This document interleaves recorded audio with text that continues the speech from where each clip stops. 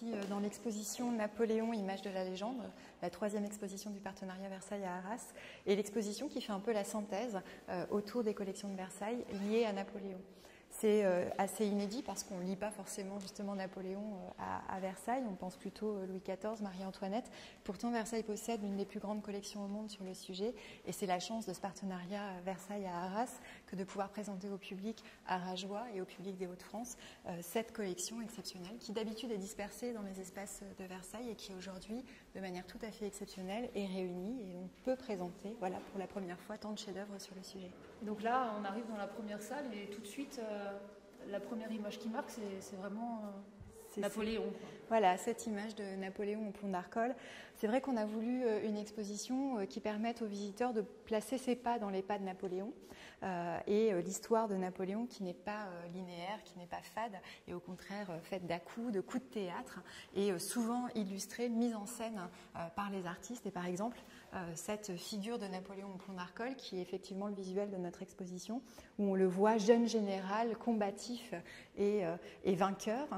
Il emmène ses troupes, il est sur le champ de bataille, on voit les fumerolles à l'arrière-plan, il a l'écharpe de commandement, il tient l'épée dans sa main droite, il tient dans sa main gauche le drapeau français qui n'est pas encore figé mais dont on a déjà les couleurs bleu, blanc, rouge. C'est un jeune homme en marche. Voilà, c'était déjà à la mode à l'époque, et un romantique avec les cheveux longs et des faits. Et c'est l'image voilà, du commandement qui est en train d'émerger. Alors, le tableau ne dit pas toute la vérité historique, puisque Napoléon, à cette époque-là, et sur cet épisode-là, s'est retrouvé dans le marais avec de l'eau jusqu'à la taille. Il a bien failli se noyer. C'est évidemment pas cet épisode plus glorieux qui est représenté, mais toute la symbolique de ce pouvoir et de ce jeune homme qui est en train d'émerger. C'est vraiment aussi montrer cette construction de l'image. C'est vraiment pour ça que vous avez appelé l'image.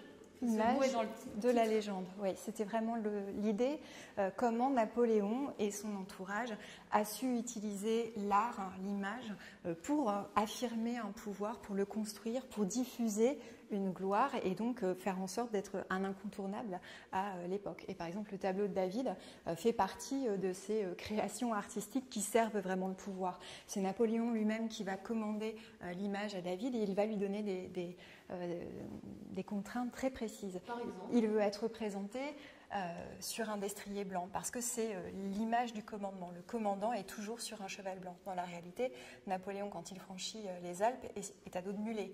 Donc voilà, là aussi beaucoup moins glorieux. Il veut que ce cheval soit représenté fougueux, cadré, et que lui, à l'inverse, montre sa maîtrise en restant extrêmement calme. Et c'est ce que David a parfaitement réussi à retranscrire, mais qui est une image qui n'a rien de réel, qui a des accents de réalité, mais qui est une complète construction.